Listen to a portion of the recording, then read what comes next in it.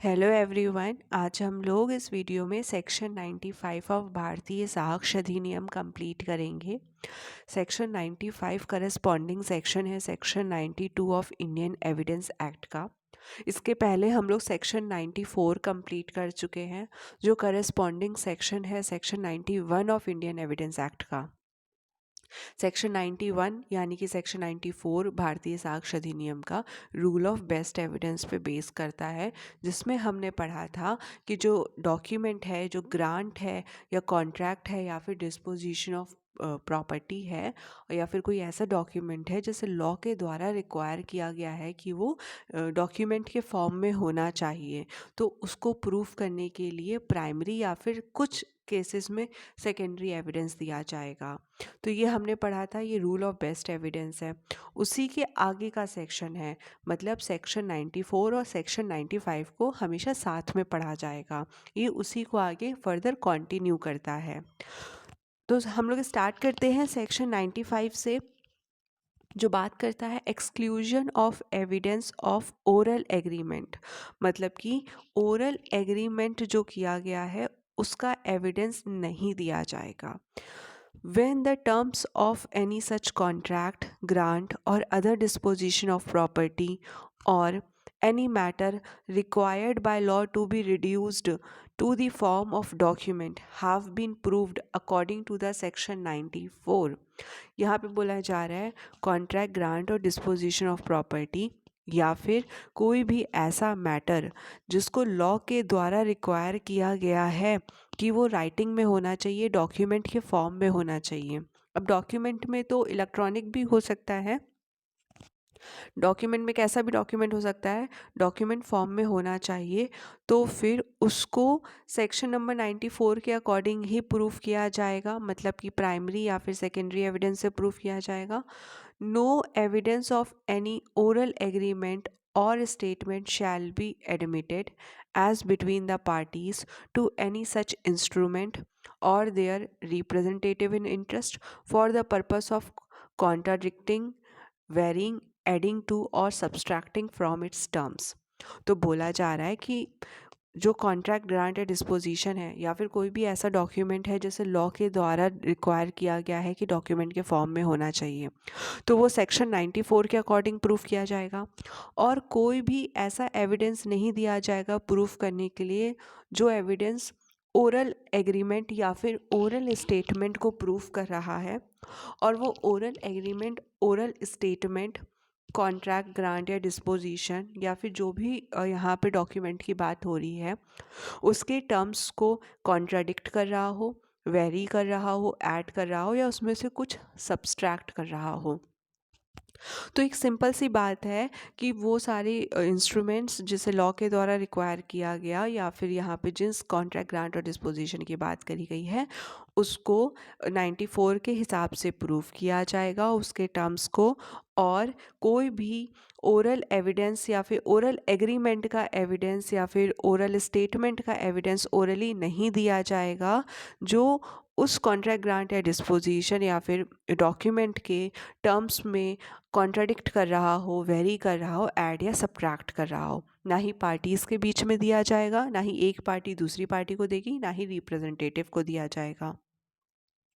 इसको further clear करने के लिए हम इसका इलस्ट्रेशन देख लेते हैं। इलस्ट्रेशन ए। तो इलस्ट्रेशन ए बात करता है policy of insurance is affected on goods in ship from Calcutta to Vishakhapatnam. The goods are shipped in a particular ship which is lost. The fact that particular ship was orally accepted from the policy can not be proved. तो यहाँ पे बात करी जा रही है कि policy ली गई थी इंश्योरेंस की शिप को लेकर और शिप क्या हुआ, डूब गया। जो उसके डूब गया मतलब लॉस्ट हो गया। फिर बाद में इस बात का ओरल एविडेंस दिया जा रहा है कि इस शिप को पॉलिसी में इंक्लूड ही नहीं किया गया था, मतलब ये तो अलग है। इस पे जो शिप लॉस्ट हो गया उस पे तो पॉलिसी लगेगी ही नहीं। तो ऐसा एविडेंस नहीं देने दिया जाएगा। क्यों? क्योंकि ये कॉन्ट्राडिक्ट कर रहा है पॉलिसी के टर्म्स को, विरोध में है। या तो रिटर्न में होता, पॉलिसी जब ली गई थी ऐसे शिप पे पॉलिसी नहीं लगेगी तब तो कोई बात नहीं थी, पर रिटर्न में तो था नहीं। तो अब ओरल एग्रीमेंट या ओरल स्टेटमेंट नहीं देने दिया जाएगा बाद में कि इस शिप को तो इंक्लूड ही नहीं किया गया था पॉलिसी में, तो इस पे अप्लाई नहीं होगा। क्यों नहीं देने दिया जा रहा है? क्योंकि ये कॉन्ट्राडिक्ट कर रहा है, कॉन्ट्राडिक्ट कर रहा है। और जो कॉन्ट्राडिक्ट करता है टर्म्स को, ऐसे एविडेंस को प्रूव करने के लिए, मतलब ऐसे स्टेटमेंट को प्रूव करने के लिए एविडेंस अलाउ नहीं किया जाता है, ओरल एविडेंस अलाउ नहीं किया जाता है। अगर रिटर्न में होता तो रिटर्न से ही प्रूफ कर दिया जाता, ओरली नहीं किया जाएगा, ओरल एविडेंस को एक्सक्लूड किया जा रहा है ना। उसके बाद इलस्ट्रेशन बी है जो बात करता है A agrees absolutely in writing to pay B 1000 rupees on the 1 March 2023. The fact that at the same time an oral agreement was made that the money should not be paid till the 31st March 2023 cannot be proved. तो यहाँ पर बात हो रही है कि ए ने B के साथ राइटिंग में एग्रीमेंट किया कि वो 1000 रुपये उसको देगा 1 मार्च को 2023 पे। अब वो, ये तो राइटिंग में हो गया, अब वो ओरली इस बात का एविडेंस देने लगे ए कि नहीं ऐसा नहीं था, 31 मार्च तक तो देना ही नहीं था।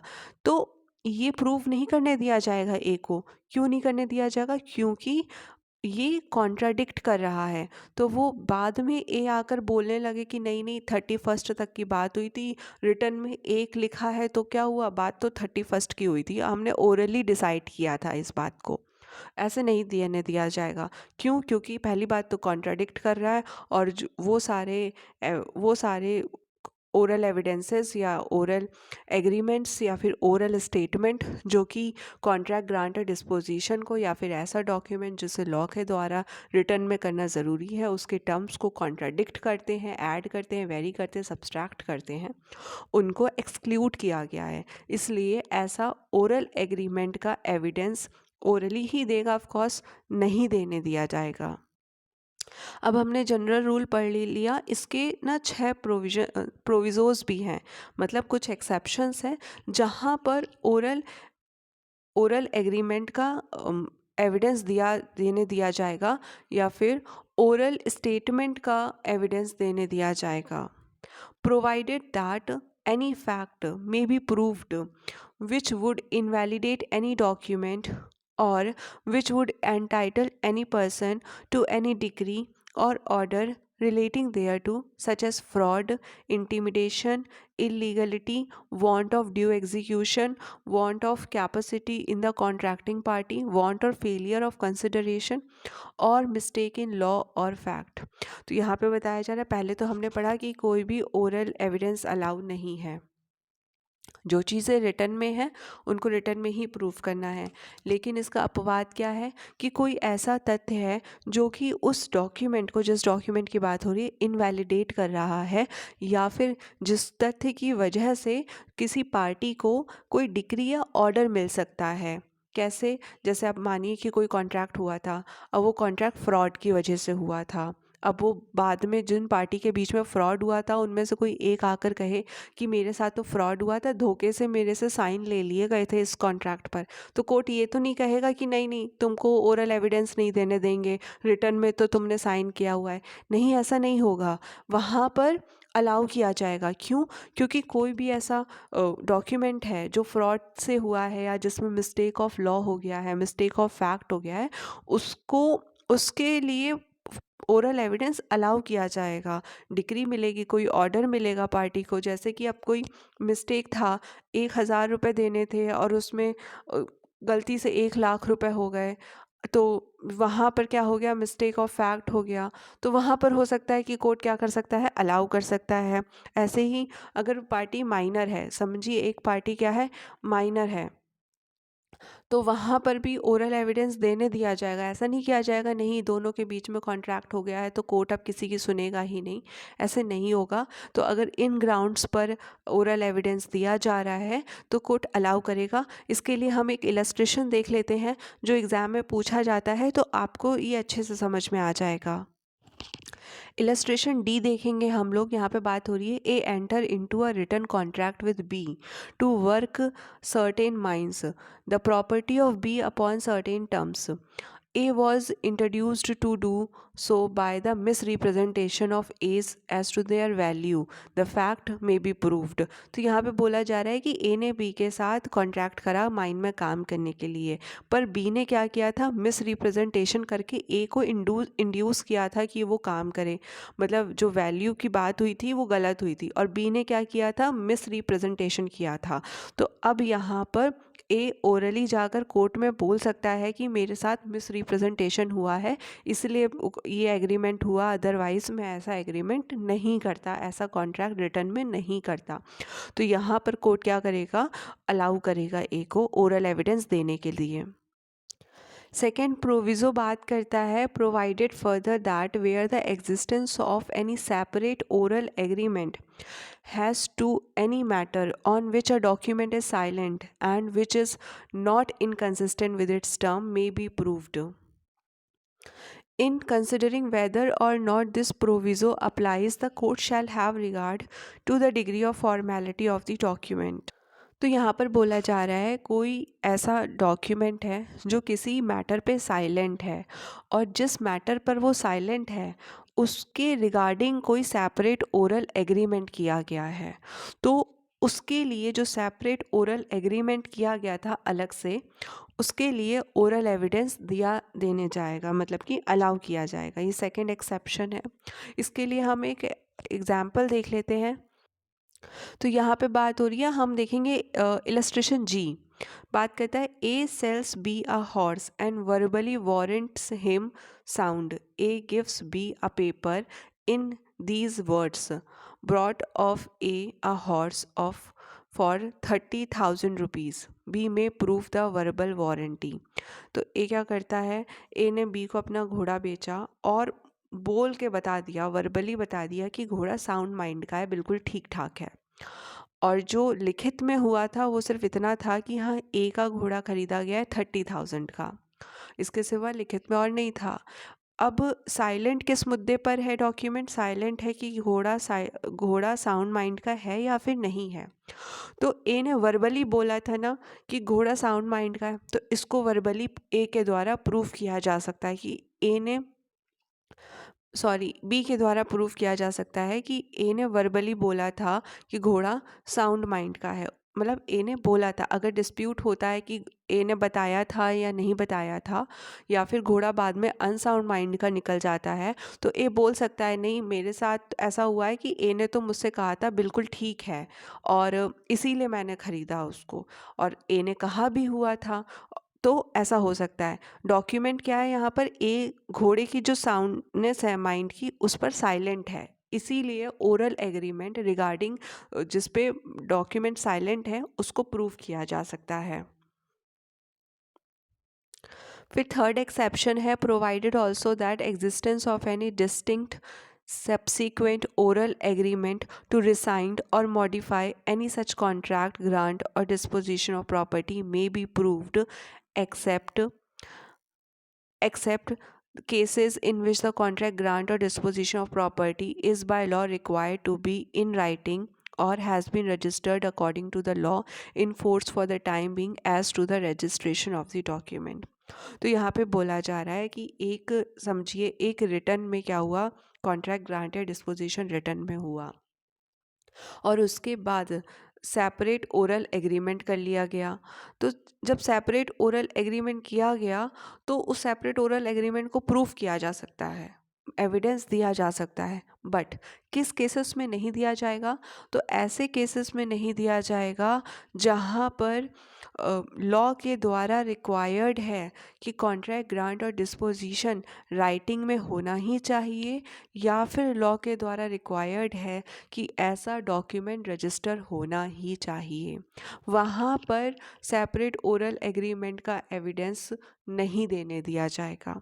मतलब कॉन्ट्रैक्ट, ग्रांट और डिस्पोजिशन जिसको लॉ कह रहा है कि डॉक्यूमेंट के फॉर्म में होना चाहिए, या फिर कोई भी ऐसा डॉक्यूमेंट जिसको लॉ कह रहा है कि रजिस्टर होना चाहिए, उसके अलावा जितने भी कॉन्ट्रैक्ट, ग्रांट और डिस्पोजिशन हैं उस उसको किया गया, कॉन्ट्रैक्ट ग्रांट और डिस्पोजिशन रिटर्न में किया गया और बाद में कोई सेपरेट ओरल एग्रीमेंट कर लिया गया, क्या करने के लिए, उस कॉन्ट्रैक्ट को रिसाइंड करने के लिए या फिर मॉडिफाई करने के लिए। रिसाइंड का मतलब है सेट असाइड कर देना, कैंसिल करवा देना, या फिर उसमें कुछ बदलाव लाने के लिए।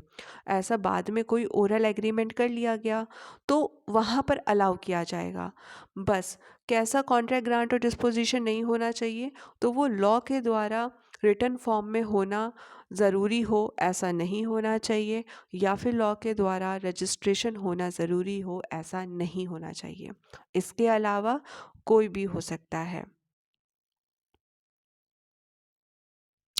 आई एम सॉरी, यहाँ पर एक एक्सेप्शन मिस हो गया है, वो एक्सेप्शन अभी कवर कर लेते हैं। एक्सेप्शन थर्ड है जो मिस हो गया था।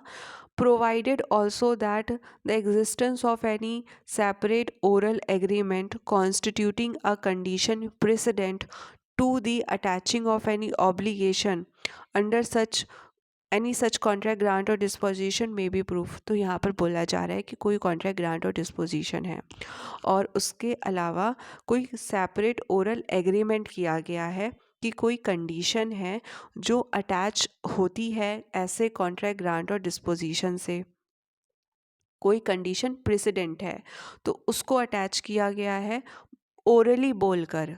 तो वहाँ पर क्या होगा, जो कंडीशन अटैच करी गई है ओरली बोलकर, उसका ओरल एविडेंस देने दिया जाएगा। जैसे इसको एक एग्जाम्पल से समझ लीजिए कि हुआ ये कि ए ने कहा बी से कि वो अपना घर बी को बेचेगा, ठीक है, और ये रिटर्न में हो गया सब कुछ। बाकी दोनों ए और बी के बीच में ओरली तय हुआ कि कुछ जो एडवांस मनी बी देगा ना, ए को घर खरीद रहा है ए का, तो वो उसको थोड़ा एडवांस दे देगा। तो ये कोई कंडीशन प्रेसिडेंट रखी गई कि अगर आपको घर खरीदना है, ए का घर अगर बी को खरीदना है तो वो कुछ एडवांस में ए को दे देगा। ये ओरली कंडीशन रख दी गई और उसके बाद क्या होगा कि घर जो बेचा जाएगा उसके बाद सेल डीड पूरी बनेगी और जो भी रजिस्ट्रेशन होता है सब कुछ होगा। तो यहाँ पे जो कंडीशन प्रेसिडेंट रखी गई, पहले पूरी करनी है, पहले पूरी करनी है, तो वो रखी गई ना, तो उसको प्रूफ करने के लिए एविडेंस अलाउ किया जाएगा। मतलब जो ए और बी के बीच में तय हुआ ना कि थोड़ा पैसा वो एडवांस में दे देगा और उसके बाद जाके सारी फॉर्मेलिटीज़ पूरी होंगी, तो इसका ओरल एविडेंस दिया जा सकेगा।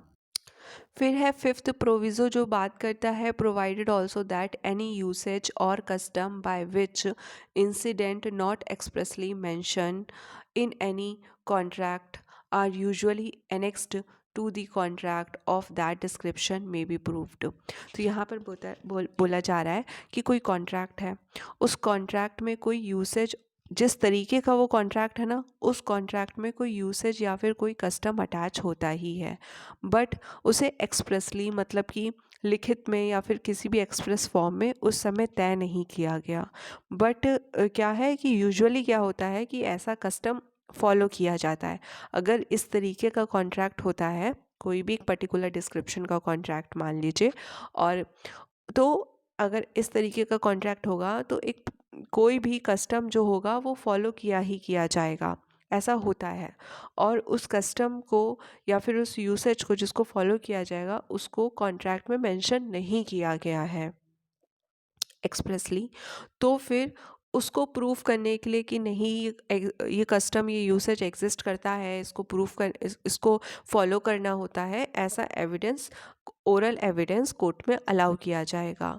लेकिन यहाँ पे फर्दर प्रोवाइडेड है, provided also that annexing of such incident would not repugnant to और inconsistent with the terms of the contract. तो यहाँ पर बोला जा रहा है कि मतलब जो भी कस्टम लगाया जा रहा है, जो भी यूसेज लगाया जा रहा है, जिसका ओरल एविडेंस दिया जा रहा है कि नहीं हम इस कॉन्ट्रैक्ट में ऐसा कस्टम होता है, आपको फॉलो करना है, तो वो कैसा नहीं होना चाहिए, वो कॉन्ट्रेरी नहीं होना चाहिए, इनकंसिस्टेंट नहीं होना चाहिए, कॉन्ट्रैक्ट से रिपग्नेंट नहीं होना चाहिए, नॉन कंपैटिबल नहीं होना चाहिए, वो उसी के साथ मतलब होना चाहिए, एकदम अलग बात नहीं होनी चाहिए जो मतलब बिल्कुल रीजनेबल ही ना हो, बिल्कुल इनकंसिस्टेंट हो कॉन्ट्रैक्ट से।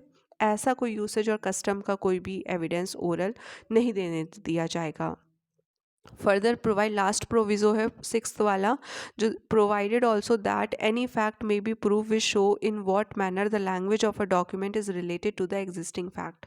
तो लास्ट प्रोविज़ो है जो बताता है कि जो भी डॉक्यूमेंट है, डॉक्यूमेंट में जो भी लैंग्वेज लिखी है, उस लैंग्वेज को वास्तविक फैक्ट पर, एक्चुअल फैक्ट्स पर कैसे अप्लाई किया जाएगा, उसके लिए ओरल एविडेंस दिया जा सकता है।